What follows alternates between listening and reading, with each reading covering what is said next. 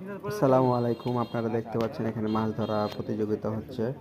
এখানে মাচা দিয়ে মাছ ধরা হচ্ছে, কারণ এটা হচ্ছে টিকিটের পুকুর। আর টিকিটের পুকুরে আপনারা জানেনই অনেক ধরনের চার বা হচ্ছে মিষ্টি চার বা হচ্ছে অনেক ধরনের কাতলের টোপ ব্যবহার করা হয়। তাদের মধ্যে রানা ভাই হচ্ছে অন্যতম, যার কথা না বললেই নয়। তিনি রাজশাহীর একজন সুনামধন্য মানে মাছ ধরার অনেক ট্যালেন্টেড ব্যক্তি। তার অনেক অনেক বছরের অভিজ্ঞতা, তিনি ছোট বড় অনেক পুকুরে মাছ ধরে থাকেন। তবে তার প্রথম চাহিদাই হচ্ছে বড় মাছ ধরা। তিনি হচ্ছে সবসময় টানা মারেন, কেননা টানাতে হচ্ছে কাতল পাওয়া যায়, এবং তিনি হচ্ছে সবসময় কাতলের টপি ব্যবহার করেন। এবং এছাড়াও রয়েছে আনোয়ার ভাই, যাদের হচ্ছে বাসা হচ্ছে আমচত্বর।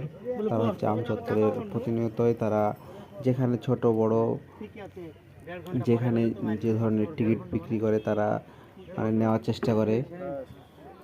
তারা তাদের মানে মাছ মারার প্রতি এত যে নেশা, সেটা আপনি না দেখলে কখনো, তাদের সাথে না বসলে কখনোই বুঝতে পারবেন না। এখানে আরও অনেক অনেক মানে হচ্ছে আছে, যারা হচ্ছে অনেক দূর দূরান্ত থেকে এসেছে।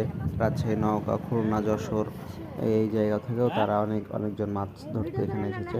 এখানে বড় ছোট সব মিলিয়ে প্রায় 200-300 কেজি পরিমাণে মাছ ছাড়া আছে।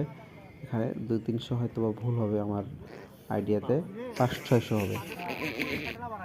এবং এখানে টিকিট তুলনামূলকভাবে কমই পাওয়া যায় অন্যান্য জায়গার তুলনায়, কারণ এখন মাছের দাম মোটামুটি একটা অতটা বেশি না বা অতটা কমও না।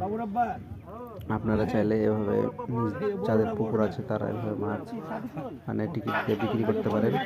এটাতে অনেক লাভবানজনক ব্যবসা। এছাড়াও মোটামুটিভাবে লাভ, এবং মাছগুলো যেগুলো থেকে যায় সেগুলো নিজের অর্থায়নে পরে বিক্রি করা যায়, তাই এখানে লাভ আছে।